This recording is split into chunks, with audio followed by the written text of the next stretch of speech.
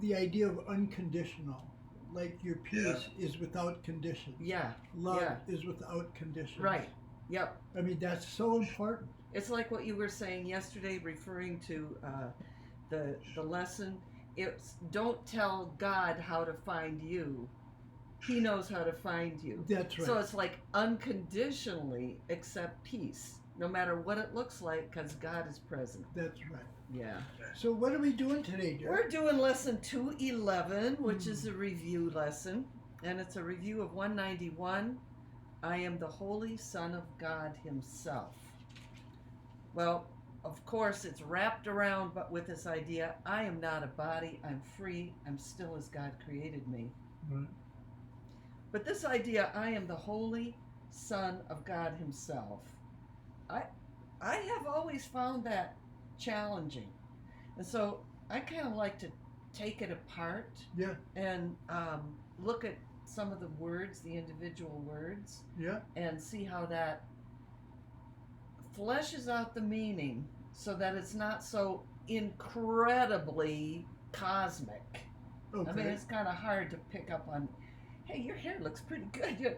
You're getting over this corona haircut thing. It looks pretty nice. Yeah. You look like I'm looking good, huh? Yeah, okay. So you're speaking about the Holy Son of God. And doing what with it? Well, okay, so here's what I thought. I'd like to look at the different words and just to kind of cut through to the middle. Okay. We'll go back. In the prayer, it says, in silence and in true humility, I seek God's glory to behold it in the Son, whom He created as myself. So the word glory kind of stuck out for me. Yeah, that's been a big emphasis lately. It has been? Yeah. I'm telling you, I hadn't really picked up on that. But I did remember that someone pointed out that the word glory is often associated with light. Right. So I went to the dictionary. Mm-hmm. I'm going to get to something very useful for you guys. Sometimes using the dictionary is very helpful when you come across a word that seems like it's outside of the normal way of using. Sure. Yeah, like we'll say, oh, that building was restored to its former glory. Well, so what does that mean? Well, a secondary meaning of glory is from the dictionary. Magnificence or great beauty. Now he's telling us God's glory, but it's also in the Son whom He created as Himself. That's you, me, and everybody on this call, everybody at Walmart, everybody, right? Right. Okay. Glory, splendor, brilliance, resplendence. It's also a ring of light, a halo appearing around an object or a personage. It's an artistic rendering of light around a body or a personage.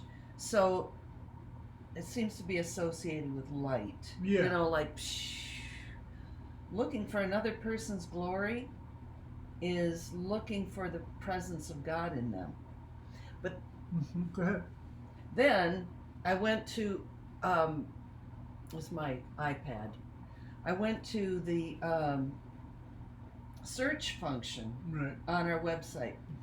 Almost 20 years ago, Timothy, well, it couldn't have been 20. It was, I think, in 2004. Timothy wrote a program to search the course. And it's still there, and it's still really, really useful. It's like a concordance. If any of you have ever used a concordance, like to look up Bible stuff, it'll have a word, and it'll tell you where it is. Well, this is a really complete search function. It's good for study. It's really good for study. There's only one thing you got to watch, and that's capitalization. So the first thing I did was with a capital G, glory, and then I got like 5 hits, and then I put in small g, glory, tons of it, tons, and it's really amazing. you know what else is amazing?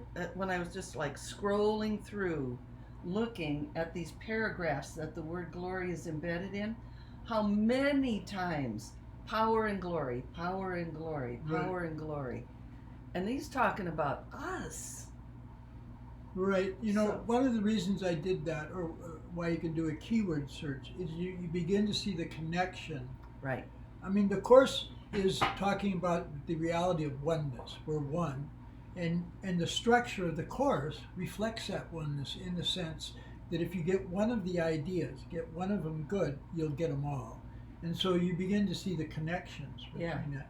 So the glory here, like in this lesson, tying it to what Michael was saying, I'm seeking God's glory, which means I bring glory to that situation, not I want to manage it so it turns out what I think it should be. Right. I'm bringing the glory of the peace that paths understanding. Yeah.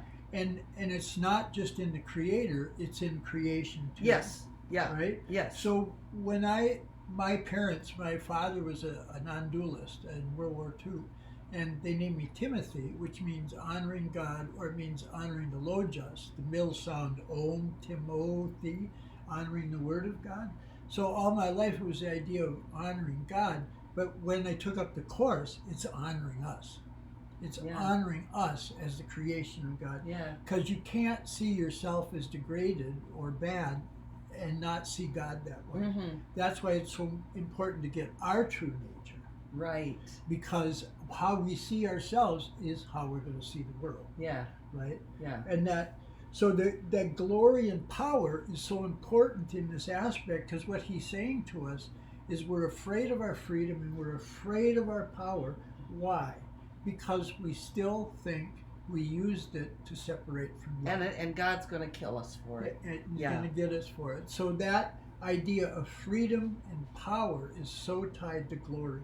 Isn't that good? Yeah, I mean, you have the freedom to bring the glory of yourself and the glory of others to every situation. Right. So also, it says, in silence and in true humility, I seek our glory. So it's like the idea of humility and glory being together. Yeah. So I didn't look it up in the search function. By the way, that the whole course and the search function both are on our website, thelittlegarden.org. So what good does it do to tell them about it if I don't tell them where to find it? But this idea of humility.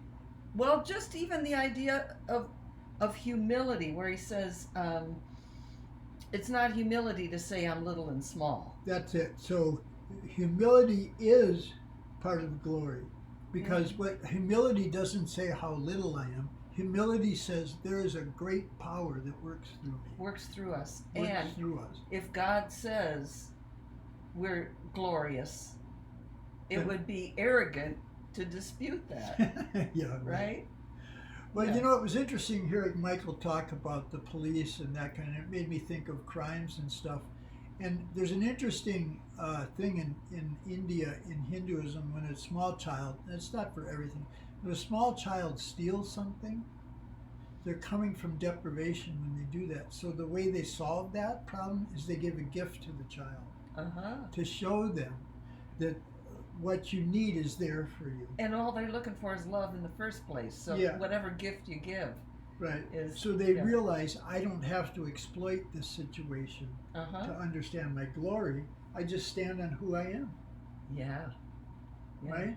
And the gifts that you give a small child says, you don't need to worry. You don't need to come from scarcity. You don't need to come from that. So that's sort of how the Course responds to us, is that we, in some side of our mind, we feel like we stole God's creative power. We think we stole heaven away, and now we're off on our own. And God does the same thing. Rather than punishing us for the crime, which is what the ego means, God gives us a gift. And what's the gift? Forgiveness. That's God's response to our belief we stole heaven. Yeah. I mean, how much more loving could that be? He's telling us the truth about ourselves, and we believe a lie. That's so right. he's coming obviously from the truth. God is the truth. Yeah. Yeah. Another thing I saw when I was doing that search on the word glory is that God is everywhere and everything, and we are in him, and his glory is therefore in us. Yeah. I mean, just looking at all the different paragraphs in which glory showed up, Yeah. it was like I got a much fuller feeling for what this means. It's really telling us we live in God. That's it. There is nothing about us that's not godly. Yeah. And if glory is like light, it pushes out all darkness. Yeah. Yeah. Yeah, that we've been in the beginning of, I think it's the 20-something anyways, it's about specialness in the course. And there's a line in there that says, walk you in glory with your head held high and fear no evil. Yeah. Walk you in glory with your head held high. Yeah. Because your glory is not how I'm going to manipulate the situation, exploit it to get my needs met. Your glory is I stand on the truth of who I am. Yeah. And the truth of who I am shines through in miracles, in little everyday acts, the mundane acts, you know, of overlooking what somebody says, Yeah. or the little gifts that we give. Yeah. That's glorious in It is. everyday mundane life. So you know what Michael was saying about like when the cop stops you for speeding, or you know, when the dog bites, when those bad things happen. Yeah. The way he expressed it was, be as peaceful as you can. Yeah. And another way of looking at that is choose who you really are and know that this can't hurt you. Not really. Not really. Yeah. And that brings peace. You know, in fact, that was the original statement of glory in the lesson was, be glad today how very easily is hell undone. You need but tell yourself, I am the Holy Son of God himself, and here's your glory. I cannot suffer, cannot be in pain. I cannot suffer loss, nor fail to do all that salvation asks. So in this lesson, it's saying the truth of who you are is the answer to every problem you have. Yeah. And when you stand on the truth of it, then you can hear the Holy Spirit. Right. Because you can't hear love if you're listening to fear. Right. I mean, you may hear fear, you may hear anxiety, but you're not being directed by it. Right. You're being directed by freedom, by strength, Yeah. by peace. Yeah. And you know, that's a whole different notion of glory than let's conquer lands. Yeah, right. Right? Right. And have a lot of gold. Yeah, right. You know, it's like the ego has always got a fake version of everything that's true. So like gold and physical brilliance is considered glorious. Yeah. And it's like it's a fake version of the light of God. Right. Yeah. Kamakachani, they'd say in the sand. Kamakachani. What the heck is that? Women in gold. That was the ego, because of women in gold. That's Lust and greed. Yeah. As the men's version. So let's talk about another word, the sun. Yeah. Okay. So a lot of women, not everybody, but a lot of women have a problem with all the masculine language in the course. So I just have to think, this is just my take on it. You can't say the daughter of God, because that even separates you out even further. It's like, it's not a physical thing at all. Right. That's what you were, in our conversation, you were saying, it's not a physical thing at all. How could it be if we're talking about I am not a body? Right. I am free. So, you know, it's a word. We don't have a very good word in English. And it kind of harkens back to the Christian Trinity. Right. Which the Course inkles, Mm-hmm. to use one of your words. It's an inkling, it inkles. So it's like Father, Son, and Holy Spirit. Right. But instead of the Son being just Jesus, in the Course, the Son is the Christ that we all share. So let's talk up the practical aspects of that idea that who you are is an idea. Yeah. Right? That's central to the Course theory, and here's why. Because when we try and help others, when you try and join them, there can be loss seemingly in that. I give all these efforts and I don't get anything back, or I'm doing all this loving, but I'm not being returned to me, because it's rooted in actions and things and circumstances. But what the Course is saying, and this is why you practice with its ideas, you can see that when you give an idea away, you don't lose it. Yeah. And if somebody accepts that idea, the idea gets bigger.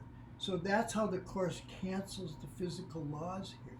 Because the giving and receiving of ideas, there's no loss in that. Right. So if I understand what I'm really giving is the thought of who I am, there's no loss in that. And there's just only gain. Because I'm giving you that identity, and by giving it to you, I have it. Right. So the idea that we're an idea is really important, and it ends the loss we sometimes experience in being loving to others. Right. It's so important that I can give myself away completely as an idea. Yeah. Now that doesn't mean rob me of I just have to give you. That's still dealing it on a physical level. Yeah. It's first, I am the holy child of God. Yeah. I cannot suffer. I cannot be in pain. I cannot lose, nor can I fail to do what love would have me do. Yeah. So the Course also says that we recognize, however dimly, that God is an idea. Yeah. Also. Right. I mean, the Course is leading us to a world that is of the mind, that is of the spirit or the soul. Right. That is what's real. And in that world, it's like oceanic. That there's no separation between you, me, and some criminal. We are all an idea in the mind of God, and God is an idea. We are one with God. Right. It's like the child in the womb. It's one with the mother. Yeah. You're one. It's that oceanic, fluidic sort of oneness in the womb. Yeah. And then I don't remember it, but I believe it. well, yeah, right. Except when you're birthed, all of a sudden, lights yeah, right, on, it's right. cold out here. Yeah, right. That hurt. Yeah. Yeah. So, so the Son of God. I was listening to a podcast the other day in which a Christian, a man who was raised in a fundamentalist church, said that he felt a lot of comfort in the Christian language of A Course in Miracles, even though the words were many of the words were redefined. Right. It still gave him a lot of comfort, and it made me think about how you say, I think that this course is very much written for people who feel they've outgrown the old churches. Yeah. And need a new way to look at it. So, well, and part of it, historically, it was, women were so mistreated in that, it's like, blame who are we going to blame? Blame the woman. That was so much. Starting with Eve.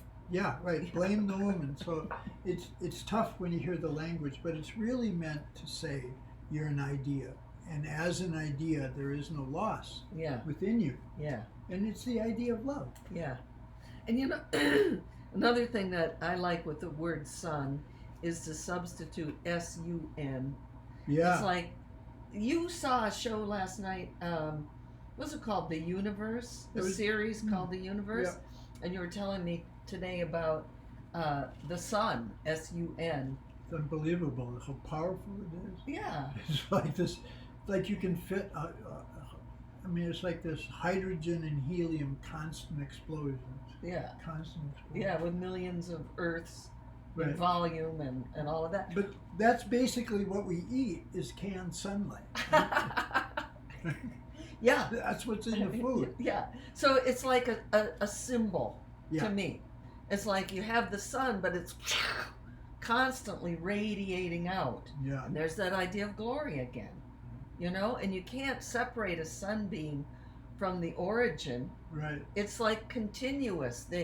The light from the sun is going out continuously, and there's no like, here's the sun and there's the beams. Right. It's like all one thing, and that is like a symbol to me. That's right. So I like to use that. But let's talk also about the self, SELF with a capital S. Yeah.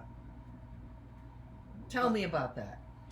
Well, one of the things about the Course, I mean, it was always assumed in Christian teaching that what God created was physicality, was our body. We were created as bodies, as individuals. Yeah. Right? And in the East, the idea of self-realization was a big part of the spiritual practice. Like, Yeah. I've fallen into an illusion, not just of the world, but an illusion of myself. Yeah. Right?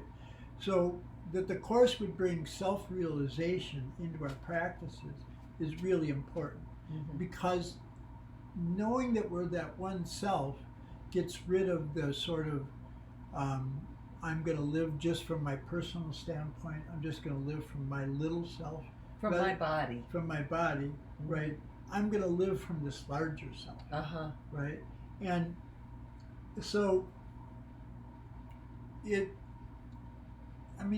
idea in that that's so important is it means that love, because it's coming from the truth of who you are, is always there. Yeah. And that's the whole idea of the holy instant. And that, the idea that's coming up that God has given you everything, right? And you need to take that idea and apply it to whatever situation it is. But it's also the truth of who you are. This is the truth of who you are. That's the answer. And that was traditionally, what am I, was the beginning of understanding. So you were telling me how in the East, the sense of self with a capital S is, you were telling me that the illusion is like cosmic and can't be dispelled. Mahamaya. But here, using the Course, right, is like, as an individual, right, we can see into the big S self. That's right. And dispel the illusion as individuals. Right. Yeah, that... Is that right? Yeah, that was we mentioned that the other day, is that when I was a non-dualist and doing that, it was like it's this cosmic illusion, that's coming up, and you've got to work through your karma, but it's it's just the grace of God. And the Course is saying, what you see as the world, as this seeming reality, is just your own deluded fantasy, which is why there's no order of difficulty in miracles. Because if I realize I'm making up all of this world, and I realize that what the world really is love calling home its creations, that's what the world is. So you don't see so that I have the ability to make a singular individual choice for healing the whole illusion is really important. Right. It's not just my little illusions. Yeah. He keeps saying this over and over. When you free yourself, you're going to be able to free everybody. Right. Right?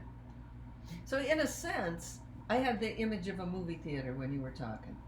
If I'm sitting in a movie theater and I suddenly realize that I am really identified with the drama that's going on, and then I go like, oh no, it's just a movie. It's only a movie. Those are just actors.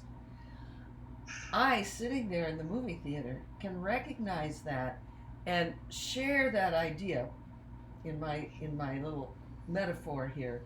I wouldn't be like bumping up against you and saying, hey, it's just a movie, it's just a movie. But in the metaphor, I recognize it, and other people begin to recognize too, oh, it's just a movie. It doesn't have power over me. I'm this. Now we get back to, in silence and in true humility, I seek God's glory to behold it in the sun whom he created as myself. Realize our self is what's real. Those of us sitting in the movie theater, we are what's real. That's right. Yeah. Is that it, Michael? Are you back? Yeah, but you want to do another 5 minutes? Sure. Okay. So that. Go for it. All right. Thanks, Mike. So when I had this non-dualist, I'll give you a little history, a little bio. I had this non-dualist practice that I got from my biological father, whom I never lived with. And I had He gave you the best stuff. Yeah, he gave us the best stuff. And, I kind of hooked up with him when I started growing up, when I left my family of origin. And he got me interested in the Vedanta. And I practiced that for like 20 years. Yeah. Kind of. It was the most beautiful thing in my life. But it wasn't until I did the course that I recognized the personal power that we have to heal this illusion. So when I was done, what I did was I went, when the course when it first came into my life then, and I didn't leave the non-dualism, but I incorporated both of them together, I decided to go to school, and I went and got an academic degree in philosophy. I focused on metaphysics and mind and language, all that stuff. But when I was done with that, there was a great recognition that we learn as much from fiction as we do from science about who we are. And think how much you participate in drama and movies and videos and things, and how much learning that comes from that. Yeah, learning of the heart. Right. Yeah. So that idea of fiction teaching us, the participation in an aesthetic narrative, whether it's art or music or drama or poetry, that is very powerful to bring in to our ideas of metaphysics. And how will I learn? Well, there's another story here. It's a fiction, just like the egos, but it's a fiction that will end them all. So, in a sense, the fiction of forgiveness. Yes. Forgiveness is an illusion. That's right. And it's the last illusion. It's an illusion that doesn't perpetuate more illusions. That's right. And it's like, we wouldn't have forgiveness unless we believed a fictional story, that we are bodies, that we can hurt each other, and that hell is possible. Right. Evil and death are realities. That is the illusion. That's the fiction. That's it. And then the fiction of forgiveness, like, nah, we're just here in a movie theater. Yeah, right. And then when you know it's a story, Yeah. and when you know it's a story about who you are, and when you know the truth of who you are, then you can be happy through the story, regardless of the circumstance. Right. I mean, it's really fun to watch a drama. Yeah. Yeah, participating in it, like really getting into it, identifying with the story. That's what we're doing in life. We're not being asked by the course to withdraw. That's right. We're being asked to participate. Right. And as we see people in Walmart, it's like, next time you go to the grocery store, Walmart, whatever, give yourself a job of seeing everyone in their glory.